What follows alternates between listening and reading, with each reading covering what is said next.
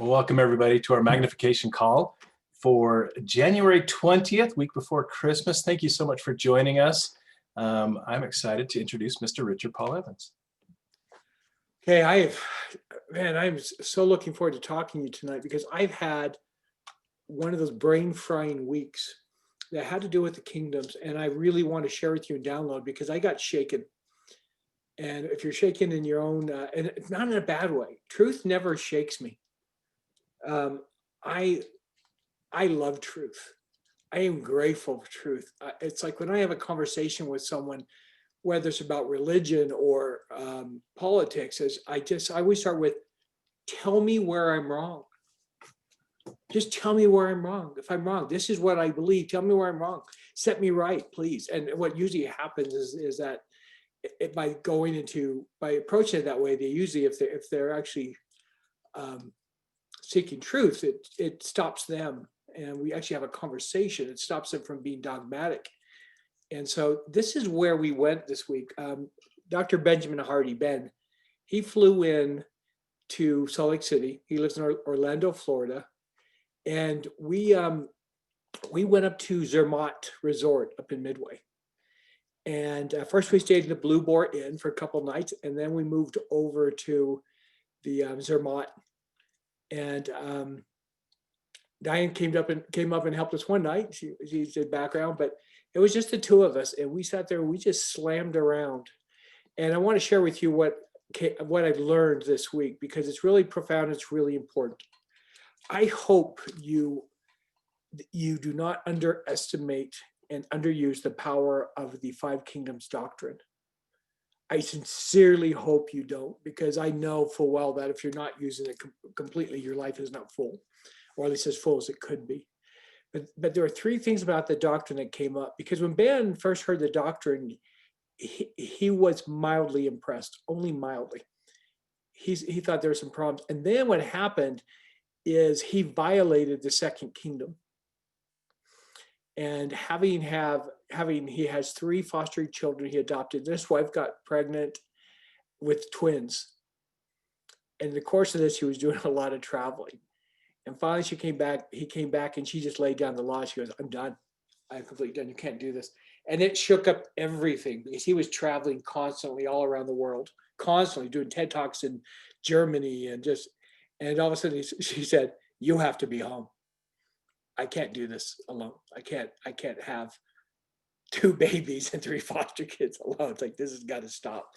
And basically just laid down the law. So you don't have to, but I'll leave you. And it was powerful. It just shook him. And all of a sudden he realized Rick was right. I've been in complete violation of my second kingdom and is threatening my fourth kingdom. Well, this is what's happened to me this week. Karen and I had an interesting discussion. Her mom has COVID, which has locked her away. She's been in a nursing home since March, and it's killing her. She's 91 years old, and being alone in a care center is killing her. And then she came down with COVID. And Carrie's been very upset. She's a very good daughter. When her father was dying of a heart disease, she would get up every morning at 5:30 in the morning, drive to the hospital and sit with him all day till midnight, and then come home. She did that every day for a month. When her grandmother died, I remember I walked in and she was curled up like a little girl at the foot of the bed. She wouldn't leave her side. She's incredibly loyal. She's a really beautiful daughter.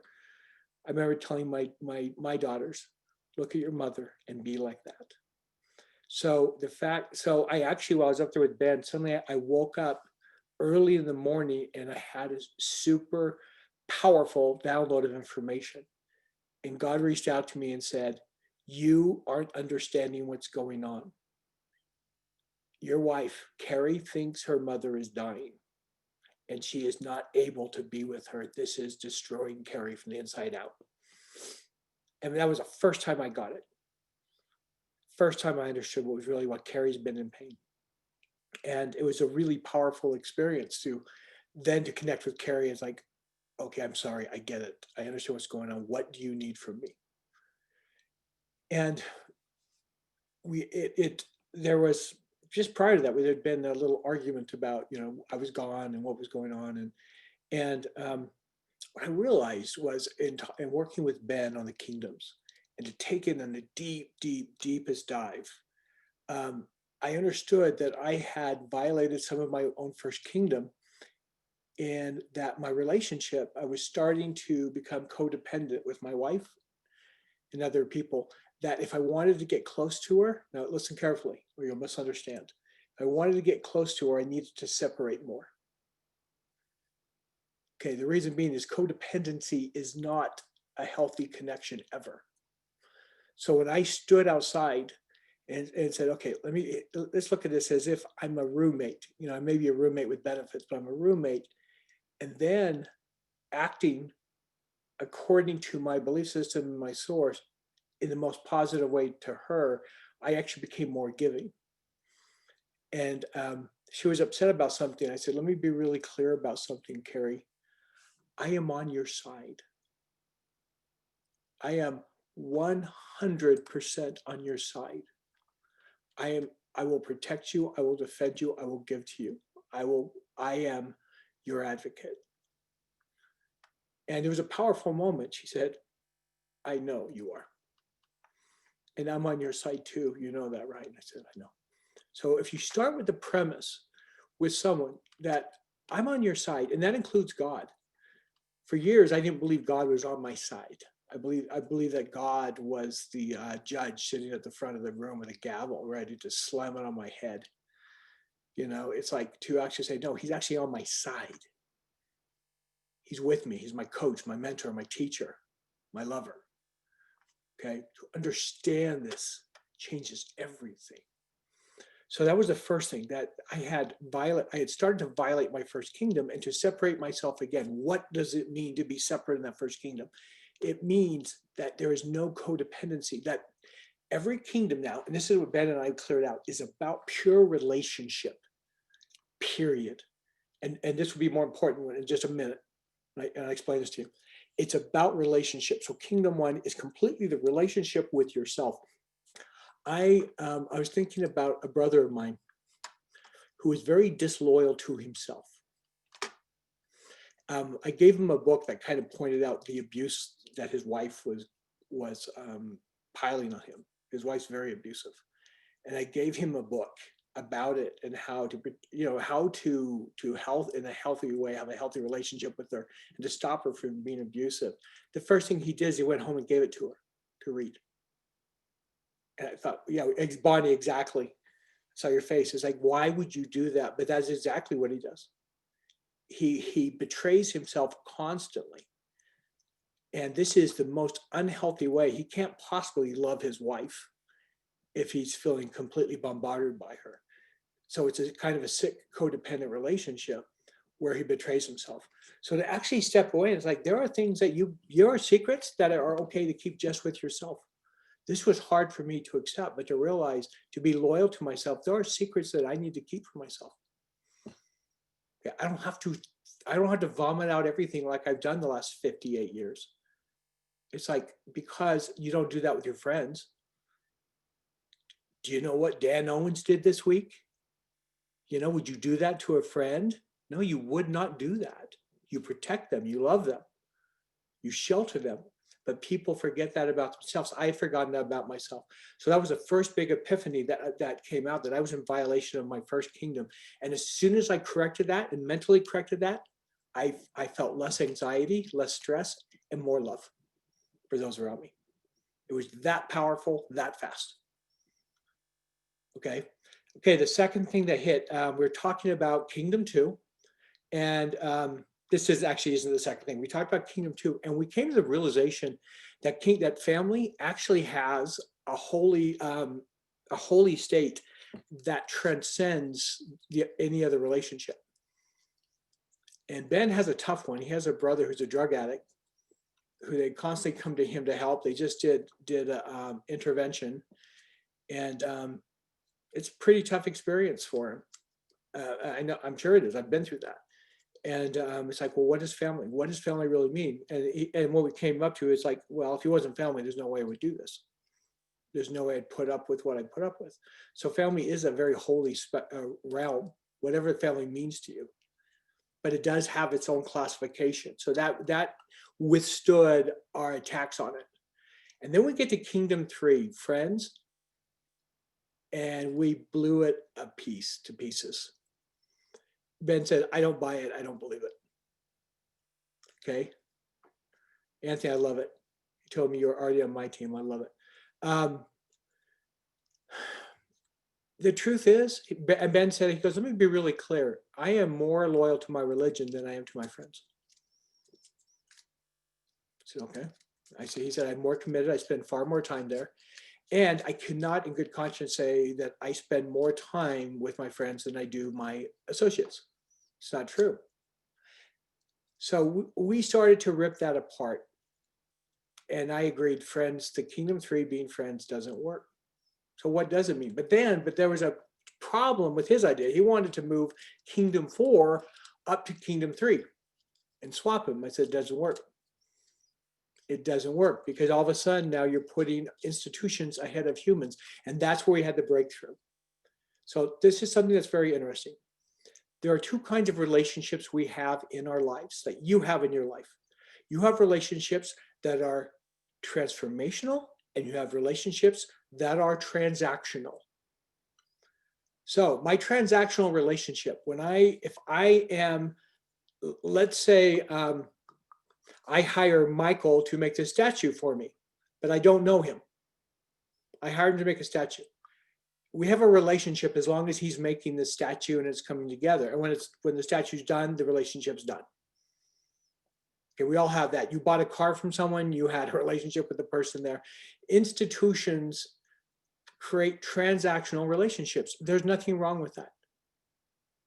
You all go to churches where you know people who you worship together with, but they're not friends. Or let me put it this way. This is an acid test. You want to know if your friend's transactional? You move out of the area, do they still talk to you? Mormons have a really interesting kind of way to look at that because it's the only religion that actually chooses where you are by location. You're actually assigned a church to go to. And what will happen is in my life, growing up as a Mormon, I had experiences where they would change my ward boundaries. And I would have people who I knew really well who lived next door and they changed the boundaries. I never saw them again. Right? Is that possible? That's what happens. That happens. You know it. So what happens, it means that the relationship was transactional. Now, this is what's important. When you understand that, we say, so how do you know it's not transactional? So let's say Michael finishes the statue, but we keep talking. Okay, the Kingdom Organizer Company, we're active with it, but I still talk to Michael. I still call him. I still enjoy his company. Our relationship has transcended transactional to transformational. Would you agree with that, Michael? Yeah. Same with Jay Walter. Look at Jay Walter here. I consider him someone I love. He's a dear friend. I met him in Tribe of Kings, but I stopped going to Tribe of Kings. But that relationship changed. It's somewhere it turned. So it's a transformational relationship. So once we've discovered that, so Kingdom 3, we don't have the name for it, but Kingdom 3 represents transformational relationships. Transformational relationships are also where we start to turn into family.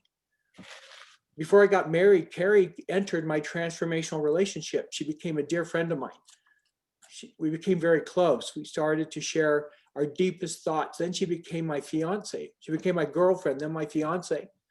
And then she became my wife, and so doing became actually the most significant person in my second kingdom. She jumped ahead of my parents. That's a pretty big leap from someone who came from the world. Now this is interesting. Where did I meet Carrie? This is a breakthrough that I had as well.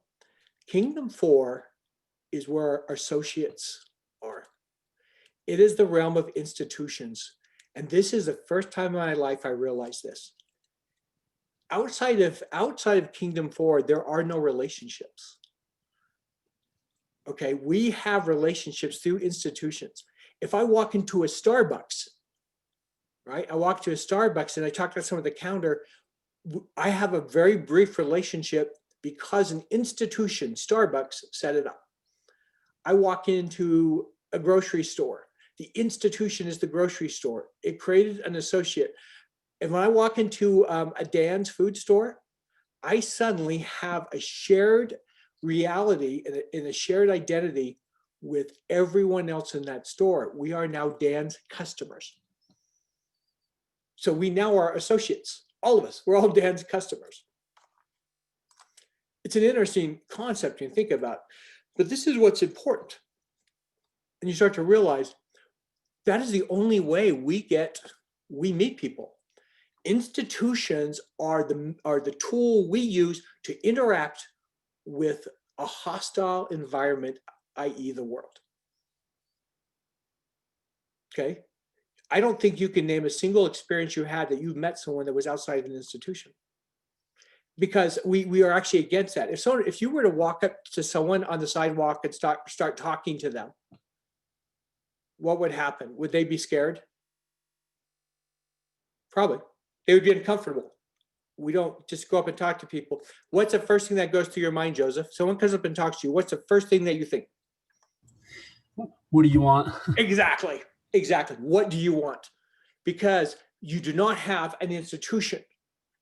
Now, if someone's wearing a missionary badge and they come up to you, you know they belong to an institution. They are approaching you. If someone is a bell ringer in front of a store and they have a bucket and they're collecting money, you know what the relationship, because they belong to an institution. Okay, so what happened?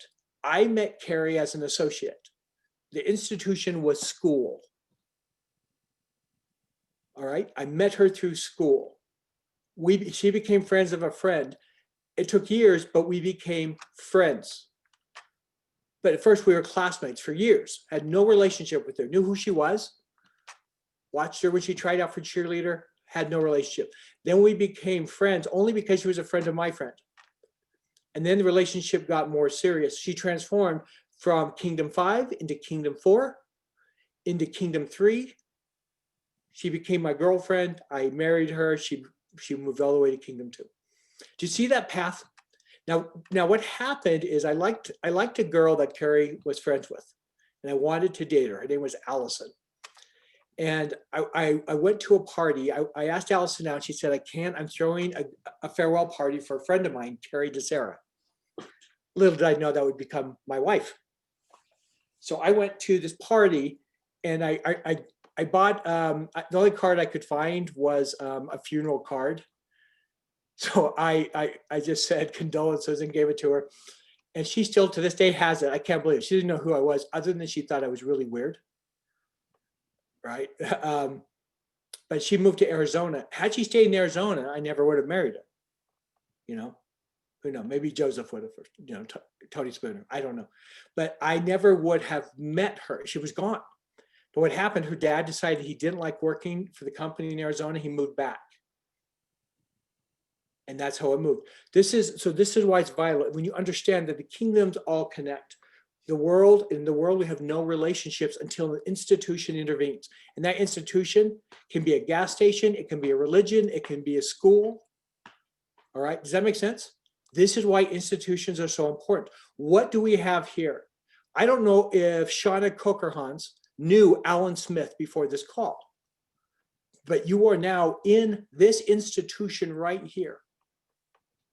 Okay, does that make sense? This gives some clarity. So within institutions are associates. And an associate can be someone who's a customer at a Dan's food store, or someone who goes to the same church. And they can vary. There are good institutions, there are dangerous institutions. There are all kinds of institutions, but institutions are vital. If you look at your house right now, if you look around, the impact of institutions made it possible. There was someone, a subcontractor, he went to an institution to learn how to build, and then he bought things from different institutions that specialize. By taking all these specialties, the computer we look at, how many different parts does it have? How much input could it take? If I had to build a computer, it would take me a few lifetimes to figure it all out, if I even got that far, right? But by pulling together, this is why institutions are valuable. We go outside, there are roads. The roads were built by institutions. As critical as we are of government, thank God for government, because it creates that order. We don't have roads without government. All right. It just isn't going to happen. I haven't finished a road on my own ranch. I bought a tractor from an institution and I can push down the dirt, but I still haven't even built my own road just in my ranch because I don't know how to do asphalt. I'm going to have to find the institution. Does that make sense? So it's really, the institutions are vital. So if you would, the big breakthrough for me, and maybe you already knew this, maybe I'm just slow, but the big breakthrough is that for the first time, I really tore apart each of my kingdoms. And, you know, just the truth is, as much as I love Alan Smith here or Lynn Coburna, I'm going to have more connection with the Christmas Box House right now than I will with them. And so I actually look at associations to bring people in. Now Alan and Lynn and I have to have a relationship, or Dan Owens, that transcends now those institutions. Okay, but I still spend more time with the institutions. They're of great value. So what we need to do is we need to really examine what organizations we belong to, and then also look at our relationships. Okay, because we've recently, you know, when my wife left the Mormon church, she had people who were close friends who just stopped talking to her. They just stopped talking to her. And it's like, okay, what you're really looking at is, it's not a matter of evil, it's a matter of transactional. They were transactional friends. And it was a clarifying experience for her to look at and say, okay. And it was really painful for her at first. It's like, well, it was just a misunderstanding because you thought they were something they weren't. Anytime we have this kind of experience, when we leave something, leave an organization or move, we're going to have these experiences. But they're actually really great experiences because they teach us what the nature of the relationship is. So when we look at now, so the word friends, I have to admit the word friend is weak because Alan Smith is a friend. I consider him a friend, but how often do I see you, Alan? I might not, you might go 2 months without me seeing you. Yep, right? sometimes. Yeah. But the fact that we're such good friends is that when we do connect, it's like no time has passed. That's true. And so that's how we know that it's a transformational experience. When Jay Walter came over and gave us him and Linda came over and gave us a lovely candle. Okay. It's like, it wasn't a surprise to us that they came. It's expected. I wasn't suspicious of them. What do you want? Right, Joseph? What do you want? Why are you here? You know, we get stuff on our doorstep at Christmas time, and I know why they put it there. It's probably guilt and shame because it's like, well, you're my neighbor. I don't want to leave you out. I told my kids a funny joke to play is to go around and put your name on things and give it to all the neighbors at the last moment. Watch what happens. They will freak out, and all of a sudden you get all these things on your doorstep the day before, and they'll get things out of their cupboards. They'll do anything. People give it to people you don't know. I said, Carrie and I have been doing it for years. We now have like 1,000 people who don't know us who bring us gifts every Christmas. It's not kidding. It's a prank. But this is a big thing. When you understand now, it's going to allow you to view each relationship appropriately, because the one thing that we have a limited amount of each is time. So as we look at it, first of all, to take that time within your first kingdom and your self-care and your self-love. Okay, damn it, please be loyal to yourself, please. Be loyal to yourself. You know, if you say, well, it's hard to like myself. If you're in that place, I've been there before, honestly. It's like, well, forget about that then. Be loyal to yourself. Almost step outside yourself and say, would I do that to my worst enemy? I have, you know, it's like I told one brother, I said, if you treated other people the way you treated yourself, you'd be in prison. So start by being loyal to yourself and take that time and separate. And you know what? It kind of gives me a thrill even saying that. Can I just unabashedly say, I am the happiest I've been in my entire life right now. I am so filled with joy. I am so happy. I get up in the morning happy. And know what comes from that? A tremendous amount of love. I want others to be happy too. I want to bless other people's lives. Because I am at peace with who I am and I like myself a lot, I spend more time not thinking about myself, but thinking how I can bless other lives. That's the natural response to liking yourself.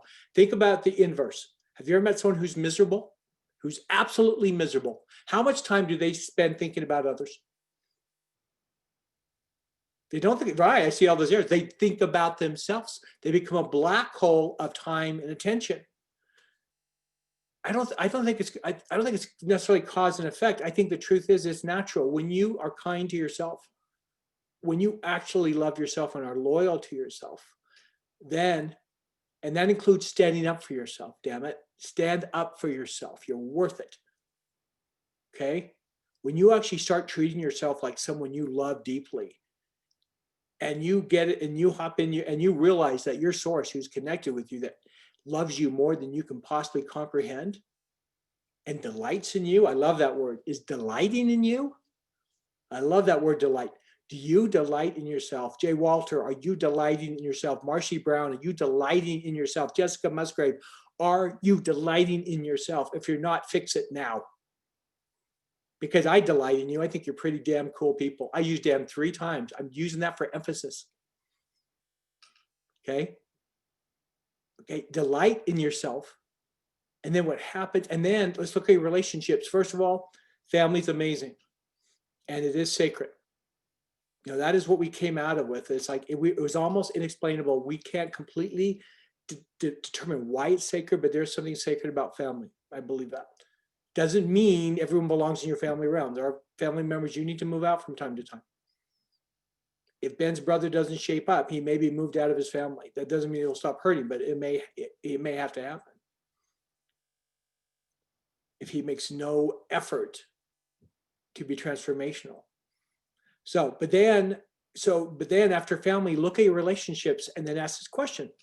And this is a good exercise for the end of the year. Am I transformational, or is it a transactive relationship? And the good acid test is say which institution, because there's always an institution. This is such a cool thing I discovered. It's like, I couldn't believe it. There's always the institution. If you remove the institution, will the relationship remain? That's the acid test. Okay, that's the acid test of what kind of relationship. And then say, is that what I want? No, it's okay. We need to have transactional relationships. I don't have to be a best friend with everyone I meet to be a good person or to bless their life. In fact, I don't have time to put that much attention. We need to be careful with our attention, just like we need to be careful with our money. If you're walking down and say, well, I have to give the same amount to everyone I meet that I give to my kids, I would be broke by the end of the week. Right? I mean, it just doesn't work. Well, think of money as time. Think of your time. Think of it as attention. So decide, what are those relationships? Do you want to build them? Do you want to transform them at all and make them more?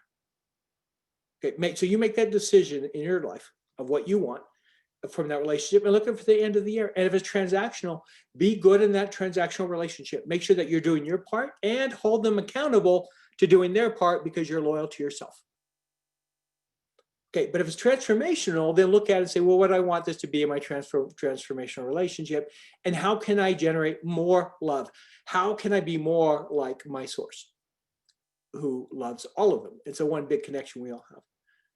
Okay, so this is just, it's been just mind blowing to me. And then to look at the world and say, wow, I don't have a relationship with you. I see the people that come in. Now I have the institution of my books, that is an institution. So the fact we look at like Facebook, the fact that I have 101,000 friends, I do not have 101,000 friends. If I don't know their phone number, good chance they're not a friend. Well, that's not true, because I don't know Diane's phone number, and she's probably my best friend. So that's a problem with speed dial. It ruins that. But think about that. What they are my associates, and I honor and I respect and I'm grateful for them and I love them. But they are not on that. They are not in a transformational relationship with me. But every now and then one pops out. And Diane, we have people we've met from books, don't we, who have actually become close friends. And it's kind of weird how it happens. Every now and then one just kind of pops out into there and we become close. You know, Gaynell Lynn, Diane, Gaynell Lynn. She was a fan. It came to my book signings for 10 years before we became friends. Now I consider her a very loyal and very dear friend. but it was a long time coming. And why it happened in her case, I don't know. Other than her, she has a good heart and she's just been just giving, right? So anyway, as we look at these many different relationships and determine how they are and how they're going to transform in the new year, this is once we understand the nature that it's all about relationships, that every kingdom is about relationship. And so we will be changing the name of the third kingdom. We don't know what it is yet. So we did not get nearly as much of the book written as I thought we would. We thought we'd walk away with the book mostly written. We basically ended up going to bed every night with headaches because we just kept slamming and slamming. I'm so grateful for that because I walked away, I said, more than the book, I now have an understanding of the kingdoms I never had. And the advantage to this into my personal life is far outreaches even the book. I needed to be, I don't want to teach untruths. I needed to understand the kingdoms on this level, and I'm more excited about them than ever. And I'm more concerned that you're not taking them seriously as you can, which makes sense because on some level, I wasn't taking it as seriously as I could. And I live by it. So please spend time every single day thinking about your kingdoms. Everyone, think about the relationships. So Jenica Byington wrote, what if Kingdom 3 is emotional support or giving support? And she said, I never had a genuine Kingdom 3 until I became part of this community. Yeah, friends are a vital buffer. But see what, Jenica, what you're seeing there, because I enjoy my relationship with Jenica and I really like Jenica a lot. And but what I see there is that by coming into this community, we're able to share our hearts, which makes us closer to friends. I look at Marcy Brown. I think of Marcy Brown as a friend. Okay, but how many meetings does that take? Do we have to have? I remember the first time I met Karen Dovenbarger. She's like, I don't know if I can afford this. I don't know if I want to be here. I just went through this. And I remember that conversation we had, but it's like, what happens is you start to share more and more and more until Karen is a known commodity. It's this knowing and this connection that we get. So like when I see your names pop up here, whether you're Ruth Williams or Carol White or Susan Tellage, I see your names and it's like, I have a thought about each of them, who they are. Crystal came over and we could talk about her husband and what she's working on and what he's done. It's like, this is the beauty of this. Bonnie Stambaugh has been a big part of this Christmas for me and has a heart of gold. So we're seeing these powerful experiences that come to the institutions. There's one last thing I'd like to leave with you that Ben left with me. And Jay was saying he talks about it in his AMP training that he charges $1,000 for. The concept, he's working on a book called The Gain and the Gap. And this is really important. How are we looking at these relationships? And this is important as we look at our transformational relationships. If I look at where, say, Dan Owens lets me down, okay, it's like, or if I hold Dan Owens up to this idea of this crazy notion of perfection, that if I expect this of him, that relationship will always be in jeopardy, but also will be foolish. And what I realized, what Ben taught me, is that every relationship we look at, we either look at it as it is something is done to us or is done for us. And if it's done to us, then all of a sudden we're always angry. If it's done for us, I mean, let's be honest, some of the best things that happened in our life have been difficult things. They have been hard things. I'm very grateful for some of those challenges. I don't want to go through them again, but I'm so grateful for them. So if I look at my relationship in Dan, I can talk about this idea. It's like, well, what is the gain? What has he accomplished? What growth have I seen in him? And I've seen remarkable growth in him. And then all of a sudden I'm feeling, hey, this is a good thing. This is a positive thing. And the relationship is strong. Ben was using this as a good example with his children. He adopted 3 older foster kids. You know how traumatic that is for these poor children that come from abusive homes and then to be adopted by strangers? It's like they carry a lot of baggage. If Ben wanted to look at that baggage with each of these kids, he would have a horrible relationship with them. Agreed? right? Agreed? Because they're not going to measure up. If we create false expectations for our own children or our spouse, say, well, you're not as good as husband as Ralph I was dating, right? Yeah, big mistake. The difference is, are we seeing growth? Are you seeing gain? And when you see that gain and you celebrate that gain, it brings tremendous joy and strength into the relationship. And it's a very healthy way of looking at life. And so I loved it. It's a very simple concept, right? But it just kind of, when he said that, it's like, oh my gosh, you know this exists, but are you really living that? Do you look at every one of those relationships from top to bottom as the gain or the gap? The gap being the gap between your expectation or your ideal, which is stupid. Because I mean, and that comes for yourself too.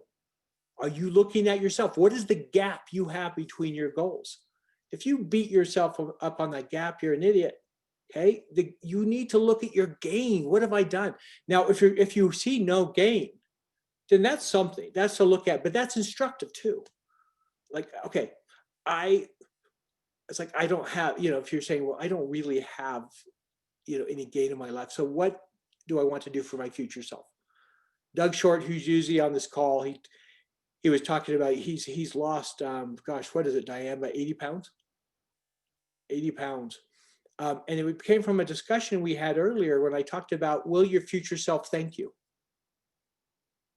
Will your 2021 self like you or hate you for what you did last year?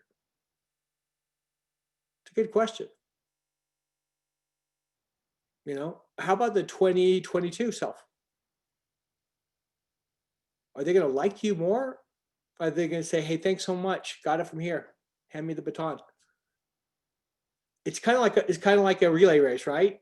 You're watching your team members race, and if they get way behind, you're not real happy, because that means you have, as fast as you are, you might not even close the distance. You still might lose. Even if you break records, you still might lose because they got behind. Well, we live this ongoing relay race every year as a new runner, and we hand the baton off to our next year self. So think about that. What is that going to look like? Where are we going to be in that race when we hand the baton to our next self? So, and then appreciate. Now, let's say the person didn't run as fast. You didn't run as fast, but you ran faster than you did in practice. Then you should be pleased with that, right? Be pleased with the gain. And so look in our relationship, say, yeah, my marriage isn't perfect, but it's better than it was. My husband doesn't always remember my important events, but he's remembering more of them. If you celebrate the gain, what will happen is you will get more gain. That's just the way it works. So I love that Ben shared that, because I had to stop and look at all of my relationships, and I caught myself in huge violation of at least 3 important relationships that I was looking at the gap and not the gain. Huge violation. So that's what I'd like that's what I wanted to share with you tonight. A lot of, Marcy, thank you for the label as friends. We're going to work on this. We're going to work on it. It may end up in friends, but however we do it, it's got to be a better explanation. But the idea of transformational versus transactional is to me the key. Let me thank all of you so much for being in my life this year. This has been a really remarkable year, and I'm actually excited for next year. I'm so grateful for the experiences I've been able to have this year and the friends I've gone along with it. I want to say thank you to all of you who have helped me build the Christmas Box House to this new level. Our donations are over 500% over last year. Can you believe that? We came from no donations in to help these kids to we're going to hit our goal to help almost 3,000 abused children for Christmas. And moving on to the next level. So very exciting things are happening. And now we're looking at expanding our horizons and growing. And so thank you so much for being part of that. It's really fun. It's really fun to see what's happening here. So I hope you all have a really great Christmas. And I think we'll take next Sunday off, but I would like to be with you on the next Sunday, because I would like to hear your New Year's goals. No, forget goals. I don't like that word. I want to hear your New Year's visions. Dreams. Dreams, yeah. Exactly. I want to hear your dreams, your visions. And I would also like to hear your take of 2020. What was the biggest blessing you got from it? Because I get more to and more meet I'm you. running into people who are saying how grateful they are for 2020. At first, we just thought it just sucked and we hated it. I have had so many powerful lessons and parts of my life. Seriously, I walk upstairs with my family there, and I feel such abundance and such gratitude. And I'm grateful for this year. I'm grateful for the pain. I'm grateful for the change. I'm grateful for the vision. We talked a lot about with the Kingdom Organizer. We're talking about 2020 vision. Well, we thought 2020 vision was going to be because it was going to be so clear. We didn't realize that our eyesight got better because we had to look through clouds, right? We got challenged. So thank you so much, everyone. Love you all. I hope you have just a really great, beautiful Christmas. And I am looking forward to a new year with you and exciting things in the next year and the chance to share more than ever. So thank you all and God bless. And Michael, I'll turn it back to you, my friend. Well, Richard, first of all, I just want to acknowledge you for taking the time to look at this concept that you've been given of the 5 kingdoms and say, how can we make it better? Right? That's one of the things that you've taught us all along is not to get stuck, not to get so, set in your ways that you don't look at better ways to do things. And I think it was a bit of a challenging week for you to take a look. And as we were talking this morning, I could feel your excitement and your the challenge of it all. And I just want to acknowledge you for taking that on, and for the work that you're going to put into creating the 5 Kingdoms book and launching that in 2021. This is going to be incredible. And then for all of you who have stuck with us through all of this, everything we've been through in 2020, all you are still here and you're still showing up and you're still living the kingdoms and you're not giving up. Thank you. Thank you. This is going to be big and we're going to make it. And, wrapping ourselves around an institution like the Kingdom Organizer, and then, now Christmas Box and, the books that are coming out and everything like that is what builds our friendships. And so keep that in mind as you go out and make it a great week. Thanks so much for joining us. Thank you, everybody. Thanks, everyone. Merry Christmas. Thank Thank you. you. Thank you. Merry Christmas. Merry Christmas. Merry Merry Christmas. Thank you. Bye, everybody. Merry Christmas. Bye. Thanks, Anthony. Be safe. Thanks, Lynn.